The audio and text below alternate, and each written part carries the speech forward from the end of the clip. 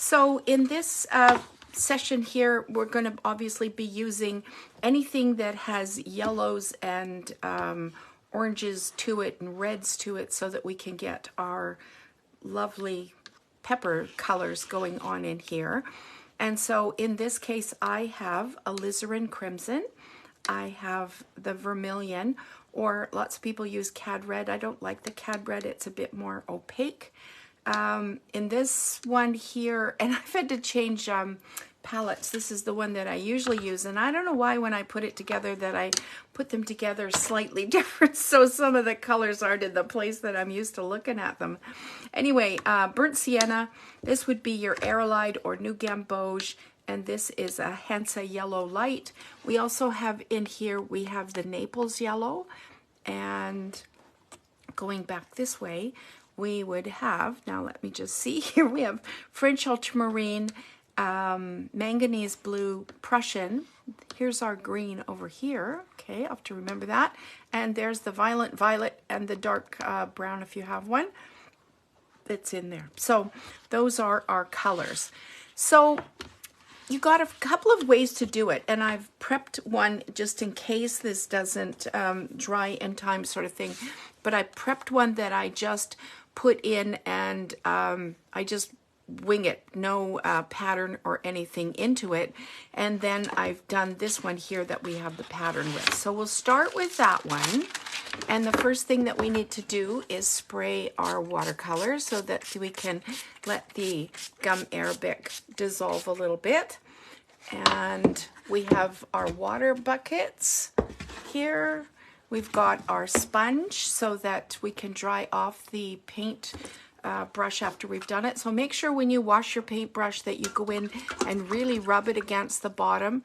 Bring it up, I just kind of drag it across the edge of it and then hold it onto here. So this sponge should be damp. Hold it onto here, and now you know that this brush has some water in it, and eventually you'll get used to knowing how much water it's actually got in it, and then it sort of helps to regulate a little bit of the water issue that we have.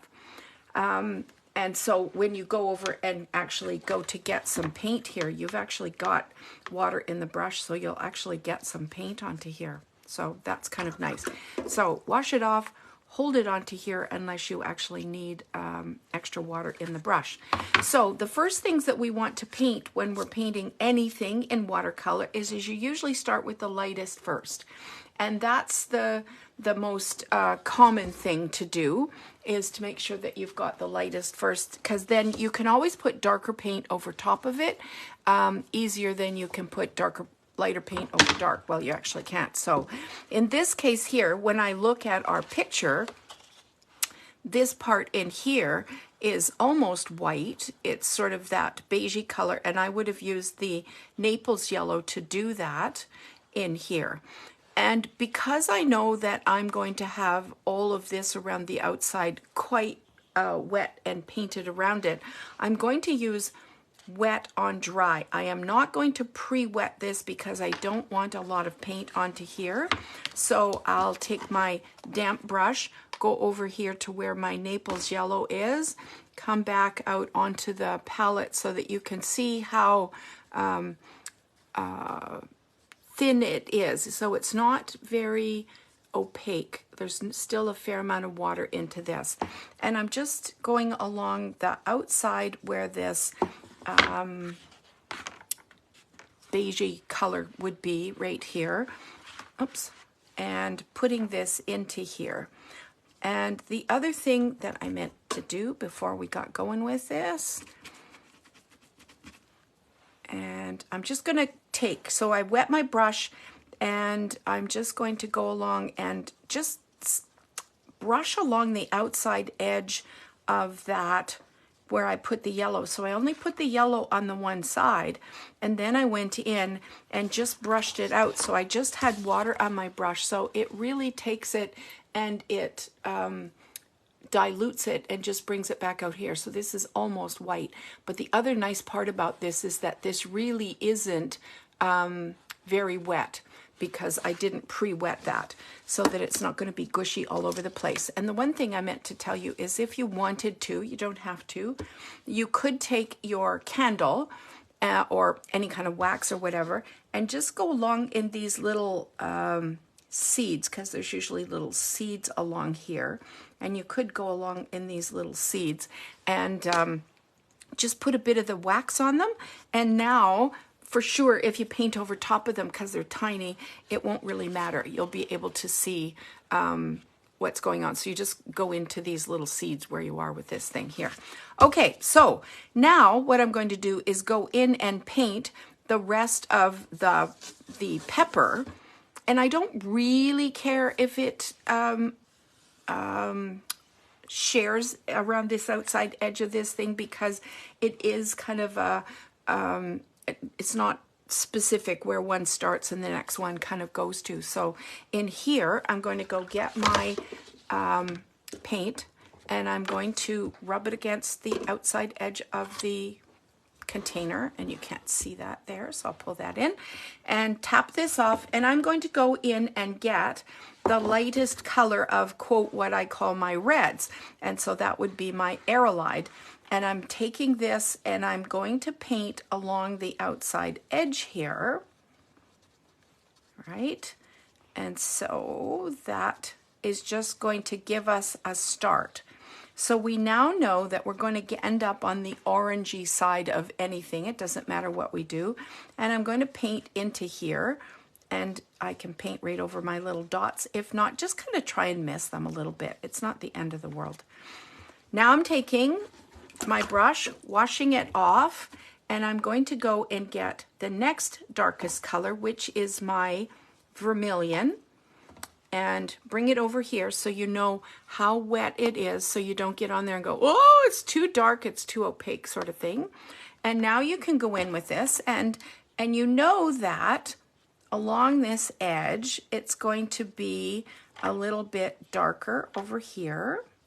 And I'm not just going in and just painting the whole thing. I'm going in and, you know, painting sections of it so that you can see right along here. And so it just gives you some variation in color. So there we are. We've put a little bit of our orange on there, and you can see how this is sharing in there, and you can see how this is sort of blending in and blurring in and that sort of stuff. So I'm going to now go and take my same brush. I'm not adding, because I have quite a bit of water still in here. And as long as I go from a lighter color to a darker color, I'm just going to go and get some of my alizarin crimson and bring it out here. Because see, when I sprayed it with the water, I had a fair amount of water on there. So now I'm coming out with my alizarin crimson, and we'll put it in what I consider to be where the darkest parts of this whole business is going to be, which will be, and I'm just going along and just sort of tapping along this edge here. I'm not brushing it in because this is damp. Even though I didn't pre-wet it, it's just going to go in and allow this to blend out. And the less perfect, so to speak, that you can be with this, the better off you are with it, because then it won't be exact and you're not kind of going, oh, well, it's just all one color, who cares, right? So that's what I'm going to do with that. Now I'm going to take this dark color here, and I'm going inside of this in here, because I said in the beginning portion that that's where it was going to be the darkest, was right in that section there, right? So I've got the dark color on here, and I'm going to go get my purples over here, a little bit of my purple, violent violet, and put some right into here and let that blend in and blur in.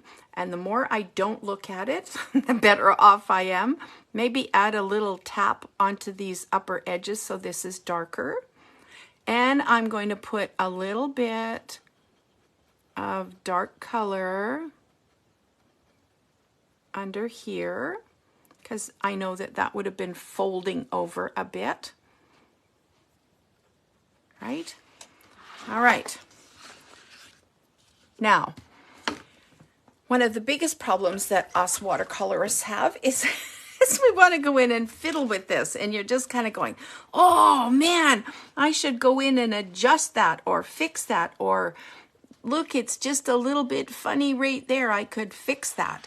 But your best case scenario is to let that be and just, you know, just not fix it and not do a whole lot with it. The only thing I can suggest is that if we want this a little bit lighter, is to take our damp brush and just sort of right along this edge, maybe lift off. So I've just pulled it along that edge so that I get that lighter part and it's darker out towards the, where the, I guess the skin on the outside of it would be. All right. I'm taking my same brush and just going back in here and getting a bit of this red in here because I know we want this red in here. All right, now I'm going to leave this alone. And because I'm trying to leave this alone, I'm going to go over here. So over here, we put this in with a pattern in, and now I'm going to go over here and I'm going to wing it. We're going to put this in without a pattern. We're going to look at this thing and try and get the shapes to it. So I'm doing pretty much the same thing as I did on the other side. I'm going in and I'm taking my damp brush and I'll go get some of the Naples yellow, and I'm going to use that to sort of sketch this in a bit. So here we go. And I know that it sort of goes out straight across and then folds back down in here. There's a little dimple at the bottom. And then it goes over here like this. So I've sketched it in, this whole shape in, just using some really wishy-washy paint. And so this is what I've ended up with, is just a really wishy-washy kind of color. I didn't pre-wet it or anything. I just went in with that. Now, while it's still wet, I can go back in and say, okay, so if this is the lighter part, I'll go in. We used our next lightest color, which was the alizarin crimson. I'll go over here with my alizarin crimson. No, I'm lying. That's aerolite. Okay. So, and then this sort of went along this outside edge. Right. There we go. So it went along this outside edge, and then there was that part, this little membrane in the middle of it, and then a little bit, there was that circle thing up here with the seeds on it. So I've gone and put that in. Now I'll go get a bit of my vermilion and add a bit more to that over here. And the other issue is that I am kind of working fairly quickly because I want to get this in before this all dries, because it wasn't very wet to begin with. Right, so there we go. Alrighty. And let's put a little bit down here. There we go. Now, I've still got some darker color to go in there, so I'm going to go get some of my alizarin crimson and put some of that over here, just kind of eyeballing it and looking at it, and you think, okay, there's that membrane thing in there. If I need to get it a little bit bigger, I can kind of go up there. If you think, oh, I don't know, maybe that was too big, take your brush, dampen it off, go over here, and just sort of slide that along, and you can lift off a little bit of color so that it's a little bit more color. Go get the alizarin crimson and just add some, I'm just barely touching the outside edge of this, around the outside of this. So there we are, we've got our guy going along there. All right. So that's sort of, you know, the same. It's not the same, but it's kind of the same, but it's a little more free than this one that'll be a little more confined by our pen and that sort of stuff. And while I'm at it here, I'm going to go get some of our green and put the stem in. And while I'm at it, I'm going to put the stem in our other pattern.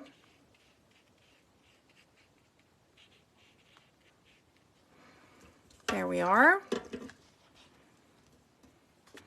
So there's sort of a lighter color in the middle, and so I could have put some yellow on there to begin with, or if I just go in and lift this off a bit, go in and lift that off a bit, it'll lighten it up as well. I'm going to use some of my Prussian blue.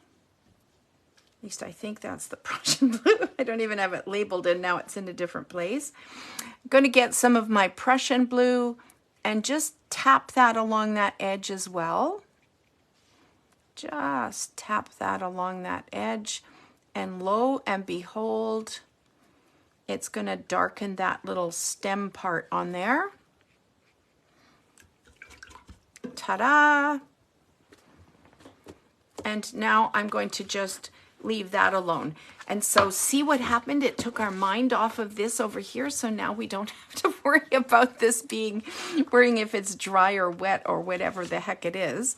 So now is the time that you look at this and you go back in and sort of say, okay, is this dark enough? Is this light enough? Is this need to be changed or whatever? Oh gosh, and you can see this. This is actually kind of cool. Can you see where that's going with the, see how the green has gone down into the red? So most of us would be tempted to go in and fix that. But are we going to go fix it? Nope. I think it looks really cool because it's darkening that red at the top, so it actually kind of looks really cool. So that's the part that you go, lucky accident. Oh, it's doing it over here on this side too. So we're getting it in both areas that's going in. And that's why, that's because we painted wet beside damp. And so it wanted to suck that water over there. So we can go now, and now's when you can dude up this stuff and sort of fiddle with it a little bit and adjust things. So now we can go in here. We've made our different colors, and now you look at it and sort of say, okay, I don't think this is quite light enough. So if this isn't quite light enough, we can see if we can, oh, and we can. It's still a little bit damp. I can actually, again, lift off a little bit of this paint here. If I couldn't lift it off, and sometimes even when it's dry, you can just by wetting it, it'll kind of reactivate it. So now that makes it a little bit lighter, right? So now that it looks like this is darker and this is on the outside of it. So the other option is that you would take some paint, and you don't want a lot. So you would take this paint and go back in here and paint along this edge. And when this paint is, when this darkens, this lightens this. So instead of, if you can't get it lighter, then you make the thing beside it kind of darker. Now I'm looking at this kind of in here, and it looks sort of dull. So I think I'm going to go get a little bit of my green. And again, one of the reasons I like to have a bit of color out here in my palette, it's not because I'm lazy and don't want to wash this off. Well, that's some of it, maybe. Getting a little bit of that aerolite that was over there. And I'm just going to go in and put a little bit of green on here to liven that up. And now you can see that I have this really hard edge on here. So because I have this hard edge, now I'm going to just take my damp brush and just go along and tickle that edge a little bit, and that will blend that out onto the paper. So it's really hard to see where one starts and one stops, but it just adds a little bit of direction and a little bit of fun to this. So now you start looking at this stuff, and this is where you actually can play a little bit, where you think, okay, maybe this needs to be lighter, and this is still damp. I'm not I shouldn't be fiddling around with this too much because I can see this is still wanting to go in and share with this. So this didn't dry quite as fast as I was hoping it would while we're doing a demo. So much like the TV chefs, when they do all these things, I have one over here that I had prepped, one of my prep ones, right? So this one is dry. And how do you know that it's dry or not? You take the side of your hand and you touch the side of the paper, and then you touch where it's painted. And if it's colder on here, it's still damp, and you wouldn't want to go in and mess with that. So it's maybe a little bit, but I think we're going to be fine. So what we're going to do with here, as opposed to here we went in with the pen ahead of time, we can go in here now and add these details based on what we've got for paint.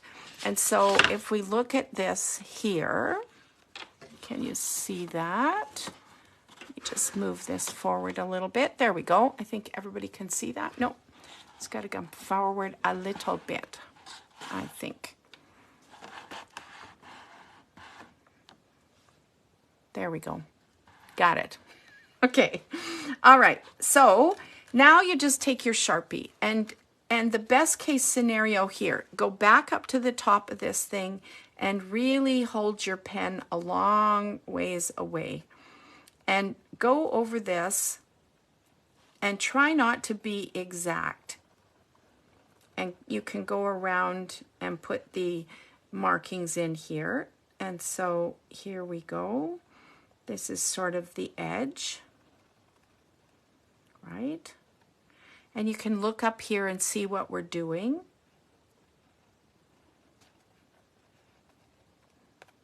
Right? I'm getting a different, am I getting a different Sharpie? I am. I don't think this one is working all that well. How come there's like a whole bunch of them here on my desk? There we go. Now here, I'm just going to kind of do some jiggly stuff so that it looks like it's those little seeds. And you can add some detail to that sort of thing. And here comes our little membrane part down here.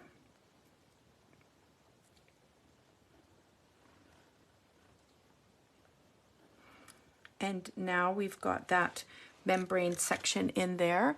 And again, we can go in and just sort of add that shape where the other portion of it, when I cut it apart, its membrane went in. And now you can see the light color in there. And again, you just don't want to have this perfect line around here. It's not meant to be like a cartoon. It's just supposed to go in and separate it so that you know where one part is and the other isn't. And you can do some fiddly diddly bits. You could go in if you wanted to increase the amount of shading onto here. You could go in and do that. You could go in and add some little dots onto here.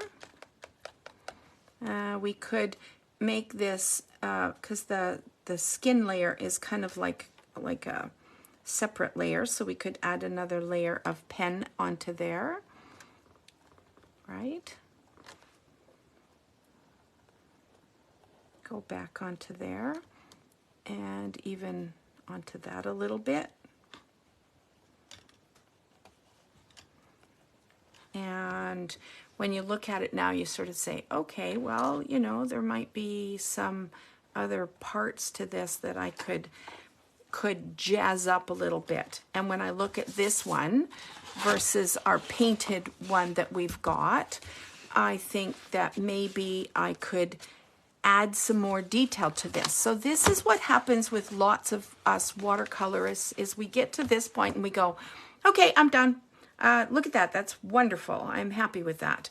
But in actual fact, you can go back in, and this is where the details of this stuff come from. And what gives all this stuff depth is having a really dark part in the middle, so that this looks like it's really pushed back into here. And you can see where this is different than that, and a little bit darker up here. Well, this hasn't happened here. So now we're going to go back in here with this one. And And I'll just dry off my brush a bit. And I'm drying it off quite a bit. There's a little section up here that's not quite as wet as the other portion. And actual fact, by now, I probably should, and you can see quite a bit of water comes out of that sponge. So you want to squeeze that out if it gets too much water, and that's how you can control this. So you've got a couple of options here. You can go in and you can wet this a little bit. Be careful because this is damp. And then you can put your darker color on here. So here's some vermilion, and I'm going, oh, I don't think that was a good choice. It's too red, too light. So I'm putting a little bit of the alizarin crimson in here and just going in along here. Now, because I pre-wet this, you can see that this is still shiny up here. And you can see how this is starting to just blur in and blend in. So you've got a couple of choices. You can either pre-wet the area, and make sure you pre-wet a good sized area so the paint has a place to go to, or you can take your brush and you can do this, where you go back in with a darker color. So here's the alizarin crimson, and I'm going into here, much the same as I did over on the other side. But when you see this, you can see this really hard line around the edge here, and you don't want that. So now you go and wash your brush out, hold it on your sponge, and then go back in here with your damp brush and just kind of pat the edges a little bit. Now, because that's got paint on it already, it's not going to show up. If I put this on here, you can see that I've got paint in there. So that's what's going on. It's hard to do if you've already got paint on there. Or you can go back and just sort of fix this a little tiny bit. But that's how you start to now bring this to life in a different way that it wasn't before. And I'm even looking at this and going, we could probably, so I'm getting a bit of alizarin crimson, a little bit of my violet, and putting it into here so that this really gets dark in this edge, because I really want this to look like it's way back in the back there. Maybe even a little tiny bit on that edge there. So now you can see that it's much darker. And I'm just taking my paint brush with some water. I've tapped it off and just sort of pat it around. And I'm actually intentionally going in here and putting some of this in here because there is some texture on the inside of that pepper. It's not just all smooth. All right, so now we can go in and kind of think, all right, well, this would have been inside, so I'm going to use a little bit of my, where's my green in this one? Here we go. I'm going to use a little bit of the green and go along this edge here. Wash that out and just tap it off again so that you can see how it goes in. But it all of a sudden pushes that back behind this here so that it's not in the same place. So you might want to add a little tiny bit more. There's a little bit of that aerolite on my brush that was on the palette. I'm going to go use a little tiny bit more of that down here to kind of orange this up a bit. And see, I'm just leaving some marks in here so that it's not perfect. I'm adding again a little bit of this darker green in here to see if I can push this back in the background. There we go. And maybe even, ooh, that's nice because it's wet. I can move it like this and see, look how it's moving around. And that is way more interesting. Oh, that's way cool. Now we've got some shape that's sort of, you can't paint that. You just kind of go, well, how lucky are we? And now I'm looking at this and thinking, oh, I don't know. I think that's not dark enough. So how do I darken green? I go in with some Prussian blue, a little bit of Prussian blue, and on here, because the green's already in, and all of a sudden that darkens that up.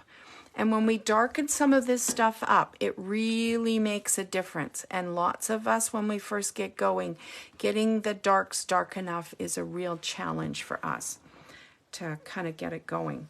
I'm looking at that little bit now again, and I'm thinking I would like just a tiny bit more of the alizarin crimson right along this edge, just so that it darkens this a little tiny bit, because it's still not pushing that back enough from what I think. Okay, now if I could do something different, I would see if I could get this lighter, because it's, in my mind, it's too pink. So I'm just going back in here, seeing if I can kind of lift some of this pinky color off. And that makes it a little better for me. I like that a bit better. Or maybe even adding a little tiny bit of my Naples yellow to it. And we're talking a little tiny bit. You have to be gentle at this point in time. All right. I would be reasonably happy with this. Let's go back and see what we can do with our other one. So this was the one we just kind of blobbed in. There we go. So here we go. So you can go in now, because it's pretty dry, with your pen and make some more details on this, and make a double line, or add some little seeds or some dots or something like that in here. Kind of make this a little bit, and don't get perfect with it, because that's when it just then takes away from it. So try. I know all you A-types out there are going, oh, look at her, she's outside the lines. I know, look at that. Look at me go outside the lines. There we are. Perfect. And again, you can go in and add some lines to this, or you can add some more detail to it and that sort of stuff. Putting a few little dots and stuff always is helpful. And again, if you want to seat this, so you want it to look like it's actually sitting someplace, you're going to want to take your paintbrush, go and get some dark colors. So I'm going to use my Prussian blue, and I'm going to use a little bit of the dark brown, because I just want it to be a dark color. So I'll get kind of a greeny color. Now I'm going to take my brush and hold it on its side, and I'm just going to barely scrape it along the edge.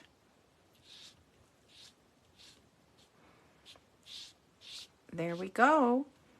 And we've got ourselves, it's sort of seated into here. And quite often I like to do this a little earlier on in the painting thing, so that this actually kind of comes up and joins into this, so that it kind of blurs into it, so it's hard to tell that it's separate. And I may go get us a little bit more dark color and just tap it into this edge, so that one is the form shadow that it's attached onto the table, and this is a bit of a cast shadow, because it's going to get darker along this edge. So I put a bit of my Prussian blue, and because this was wet in here, and this becomes a bit of a cast shadow, so you can see how that's dark into there. So that's what it looks like in real life. So there we are. So that's kind of fun that we've got this in. So while we're at it, we may as well kind of finish off with this one here. It never hurts to see it a time or two. So we'll go and tackle this guy over here. Again, I'm going to wash my brush out, and we can go in now with our paint or with our pen, and go in and put some lines in. Again, I hold it way back here. I'm not holding it like a pencil. Way back here so that I'm less likely to get a perfect line. Run it around there. And you get a really nice kind of jaggedy line if you push the pen as opposed to pull the pen.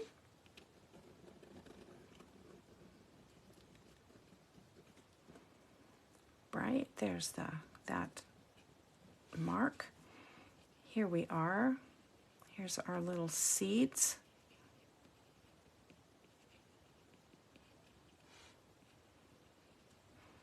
And we go along that outside edge, and that was the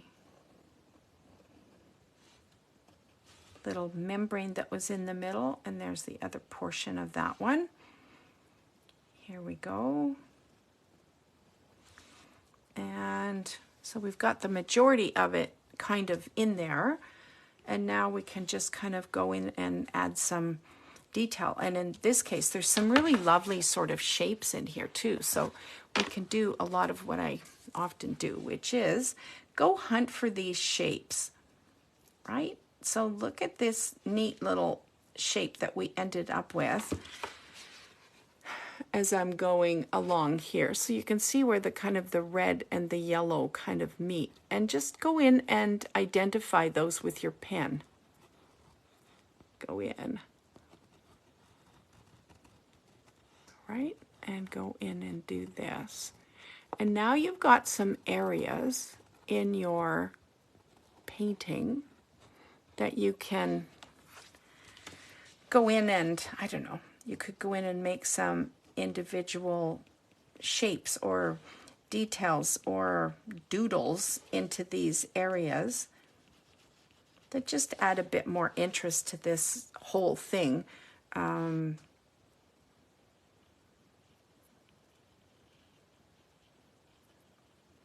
Yeah, so just go find those shapes in there, and that's part of the fun about letting this whole thing, I'm trying to hold this up so that you can see it really, really close while I'm painting or drawing it, right? And there's that again. And it just adds a bit more whimsy to it, because my theory always is, if you can't make it perfect, make it as imperfect as you possibly can, and then it looks like that's what you were heading for in the first place, right? So you could do some, I don't know, we could maybe go up here and fill this whole thing in, right? Just go up there. And we could do this down here.